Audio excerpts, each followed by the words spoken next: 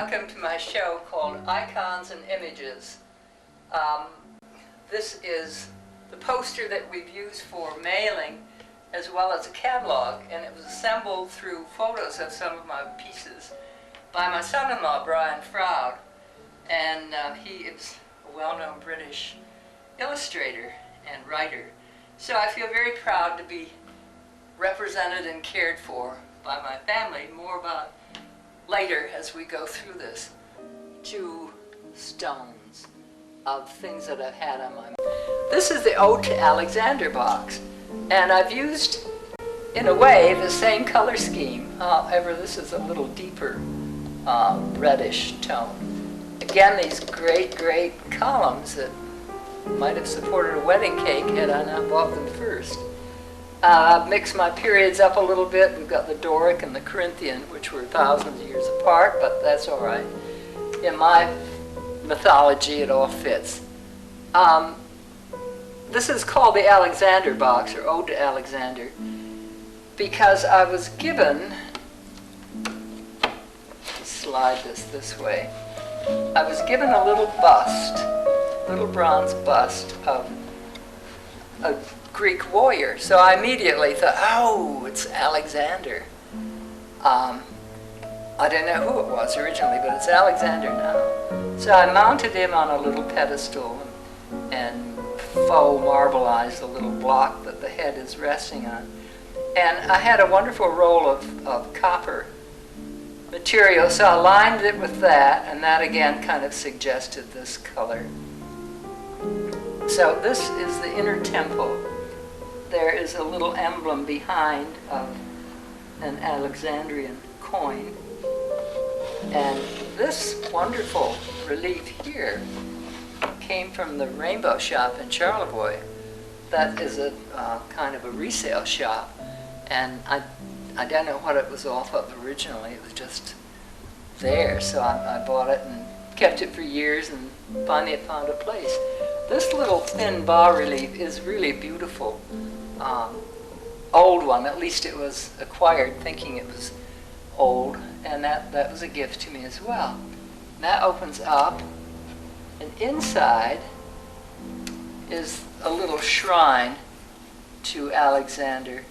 One of the difficulties when you make boxes like this is if you don't think far enough ahead, you run into problems, and this was a case in point.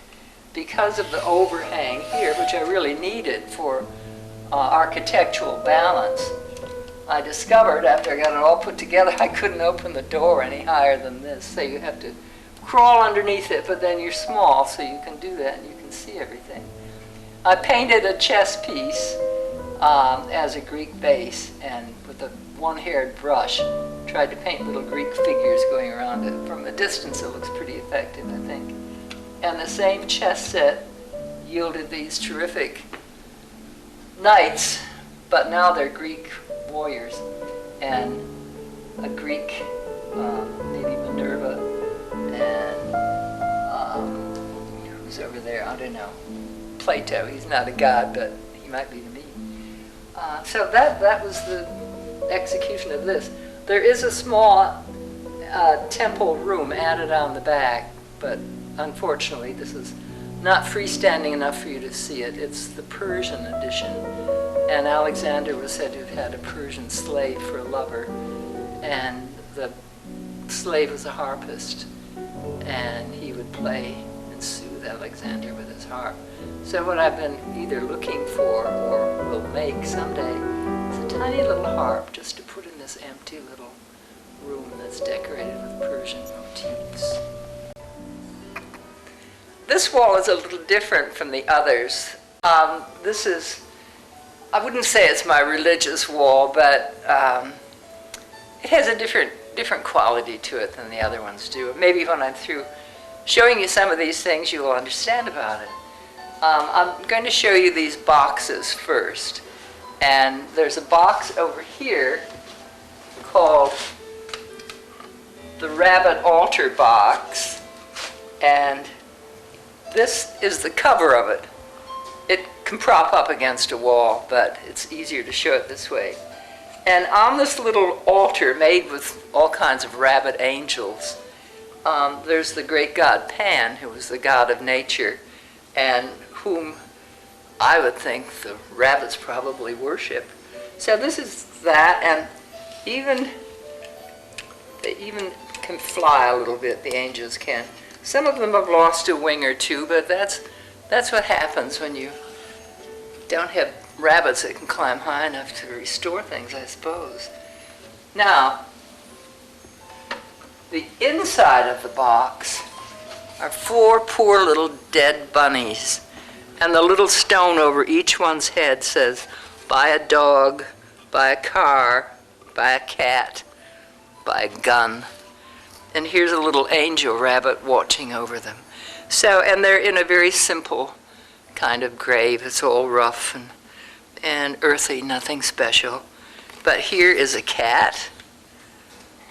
Here is a hunter. Here is a dog. And here is a wraparound car. Starts there and follows inside. These are all old woodcut engravings. But that's a sad story, but it shows that because of their belief in angels and their altarpiece, they'll probably all have a happier life with live bunnies someplace. Or come again, maybe as a cat or a dog, who knows? This one is the oil painting called Processional. And in Detroit, where I was born and stayed until 1979 when my husband retired and we moved up here, the last few years I became very interested and involved in the Cathedral Church of St. Paul. That's the Episcopal Church in Detroit. And I did a lot of paintings that I thought expressed my interest in it. And this is one of them. It's processional, going up to the high altar. But as you see, as the choir boys process into the sides, it forms a cross. And what I didn't show, although I have rubbings of them that I didn't include in this show, the floors were tiled with Pewabic tiles that were done years ago by Mary Chase Stratton, who was very, very famous in Detroit, developing her own glazes. And the Pewabic tile company is still flourishing. It still takes in young artists and teaches them. And it's still an important name in ceramics and in Detroit. This oil painting over here is called Holy Spirits. And that just showed the I hoped, intensity and activity of Holy Spirits. And then when I came up north, and as I explained before, had room and had a studio of my own, I started making boxes. And many of them used found objects, and a lot of them were found angels in different kinds of materials. So I started doing boxes that would relate pretty much to this wall until they became expressions of my politics, of my belief in the environment. Then the expression starts to change a little bit. The first one at the top up here is called Angels Celebrating at the Manger. And I believe I said before how much time I used to spend as a student at the Art Institute in Detroit. It was a short walk from the school. And I learned all about every piece that was in the museum practically. I had my favorites. And I loved things that opened and closed and had insides that I presumed were wonderfully secret, but I would never know because there was always a guard standing by or they were under glass. So it remained a mystery, and that may have something to do with why my boxes have insides. But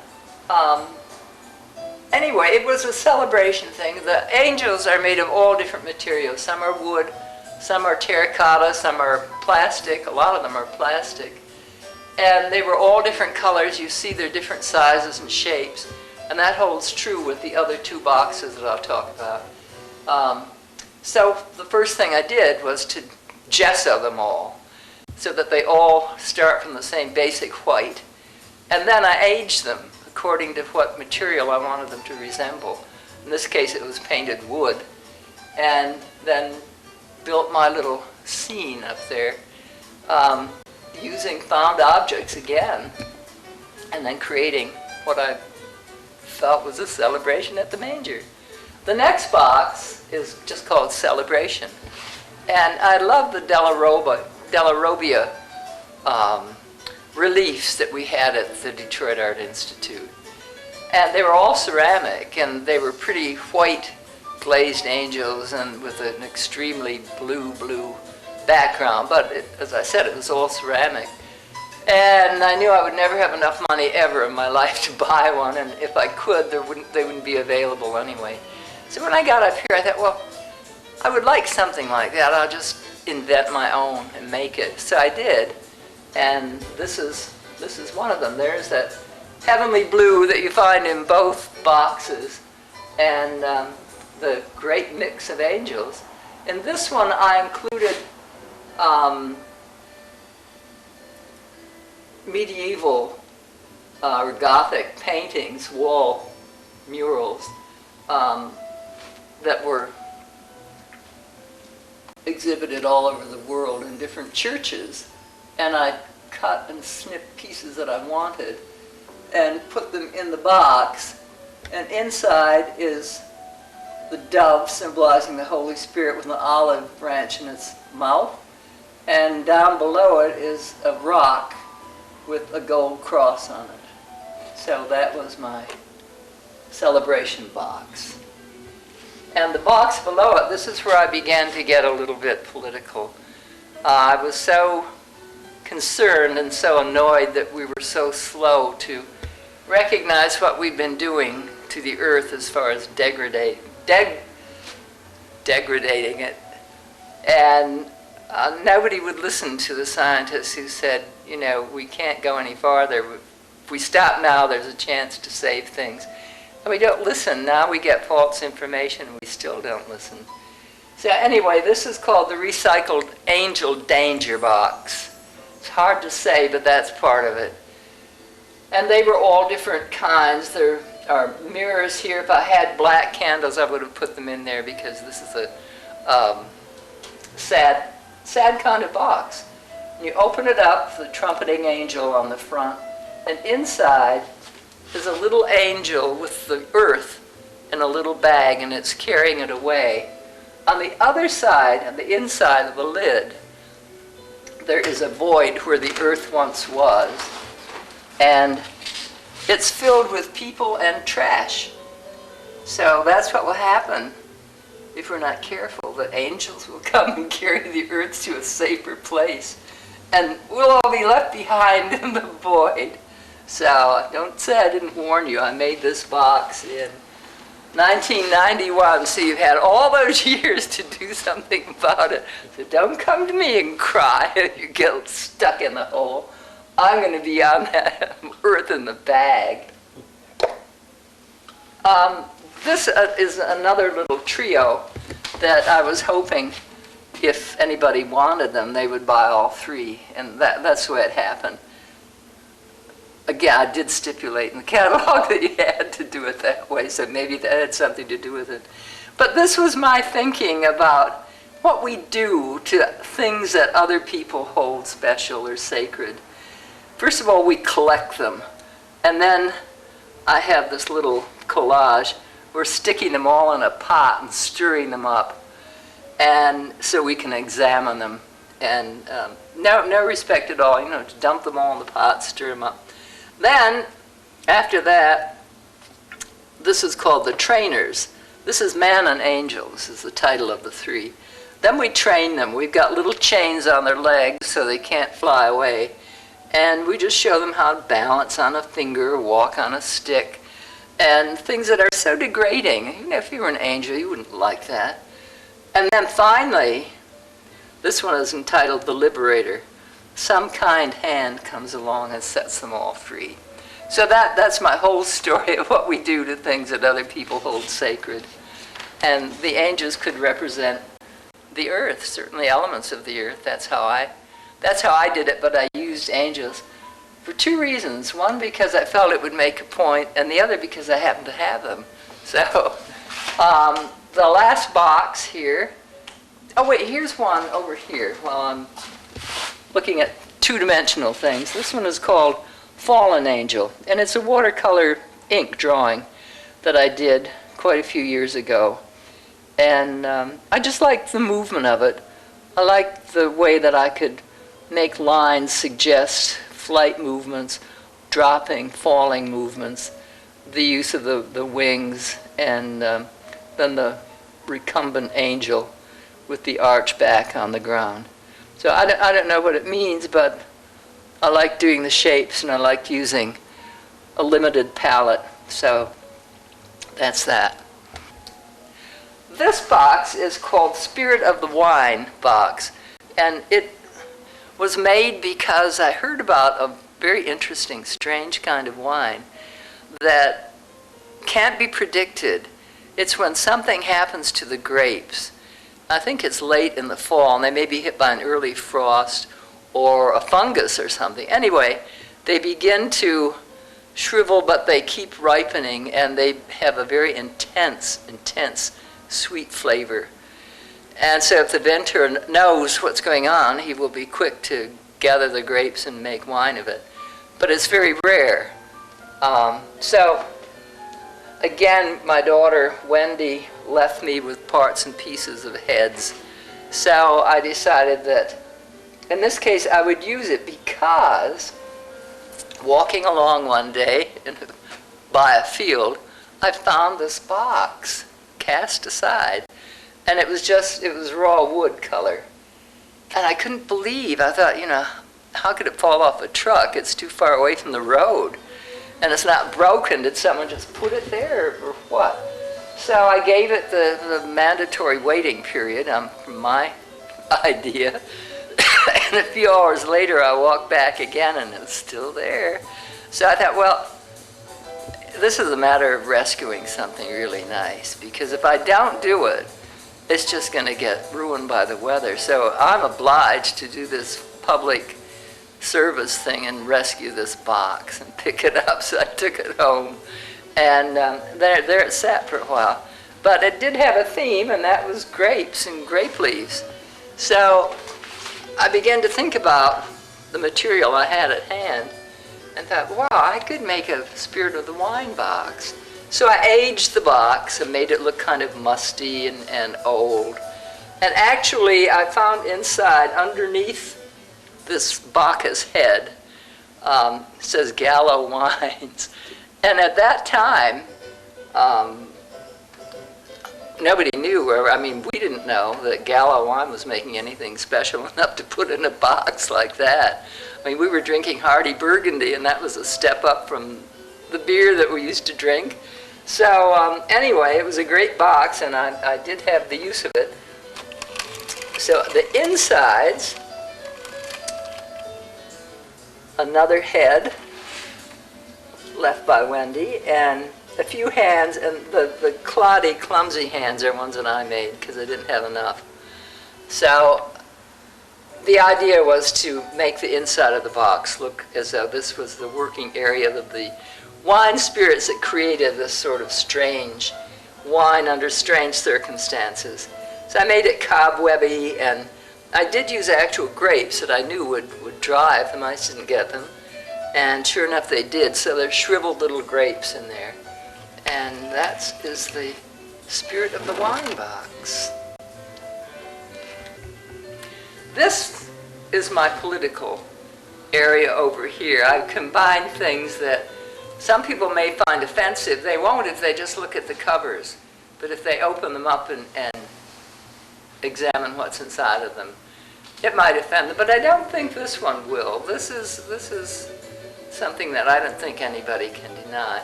It's a little castle keep that I've done in medieval style. It has banners at the top and the fancy fretwork along the top. So what you're supposed to do is think of this as a building sort of thing, I guess. And I do have the written word on this for clues, because you'd be amazed at how many people can look at things and not even get close to the idea. So being a teacher, I guess I can't let this opportunity pass. So this says the mythic fiction, then over here says of the romance of war. So that's the title of the whole thing. I'm not giving anything away by reading the three sides. It's the fourth side that I'll keep a secret until I get to it. But I use old reproductions of tarot cards, and the ones I chose will represent the ideals that I'm talking about. And here is a gladiator standing on top of a card where the devil is lying down, and he is beating down evil. On this side, this is the recruitment and the sales talk of how glorious it is to be on the crusades, and all good things will happen to you. It's a wonderful, great opportunity, all you young knights, to get out there and do your country honor, do service in the Lord. And here is the traditional jousting. And then now there's a great deal of pageantry and all that good stuff that goes, at least what's come down to us from poetry and pictures. But, and here again, the other side, the romance of war. The gladiator again, slaying evil. And this is the fourth side. And this is the non-fiction part. And that's where all of these little gold trimmings that you see, if I turn it back again, I'll turn it like that. See all these little pretty little things, innocent little trimmings? Well, they were all nail heads. And they've gone through and penetrated to the inside, to the truth of all of this. And here they are, and inside is the victim, which symbolizes all victims, whether they're soldiers or innocent people or whoever they are. They don't escape. And in the bottom are the same examples of the tarot cards that I cut up into bits and glued down to the bottom of the box. So nobody won. All those glorious people that went off to find the romance of war found what wars always bring. That was considerable death and pain. Pain and death. So that is this box. Oh, I have nice flies up here too. Another little touch of flies waiting to feed on the carrion that we've created. This box, I did let's see, the date is important here, 2002. I did it before President Bush, current President Bush, decided to declare war on Iraq. And I did it because I did not want that to happen. And I was invited to participate in a small group show in Petoskey, Michigan, and the theme was Seeing Red. Well, I just assumed everybody was feeling the same way that I did, and they would make political statements, but I was so wrong. I mean, one person did a beautiful tapestry in red with the sun in it, and I walked in with my things and thought, oh my gosh, what have I gotten myself into? This is going to look pretty blatant, but it worked out all right. Nobody said anything because, frankly, I think they didn't read it, so that's probably a good thing and a bad thing. But I will show you this box. I was given a red box, very light, made of balsa wood. That's why I can pick it up like this. And I thought, aha, red, so I'll start with that. And then I thought, well, I want to make a statement about this.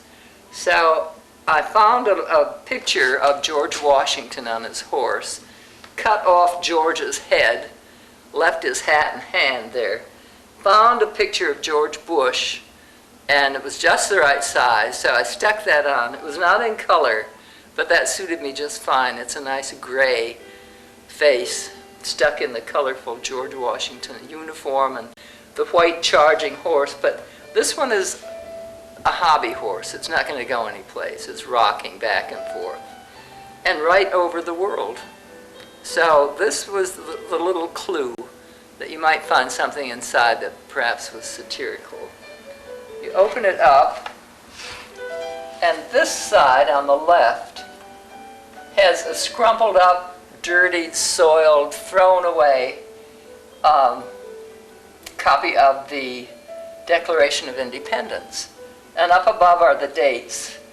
Made in 1776, born in 1776, and died in 2002. And that was when so many things began to happen that were quite unusual, I thought, in our form of government. So I made a new Declaration of Independence and had this as though I had not made it, as though it had been made by our new president and his helpers. It's cheap, it's tawdry, it's illiterate, it's super over patriotic, and you find out what more it is when I read it. It says, when in the course of human events it becomes expedient to sever relationships with countries that no longer serve our purposes, we, being entitled by the grace of God, hold these truths to be self-evident, that all men are fundamentally flawed. They are created either good or evil, and we are divinely empowered to determine which is which, therefore demolish all that is evil. Though evil lurketh amongst the good, yet shall we root it out wherever we find it. We shall give praise and thanks to all good and innocent persons who are called upon to sacrifice themselves for this ultimate victory, this preordained celebration of God's love. May all the spirits of those who perish in this noble cause be assured they will enter into the kingdom of heaven and be at peace.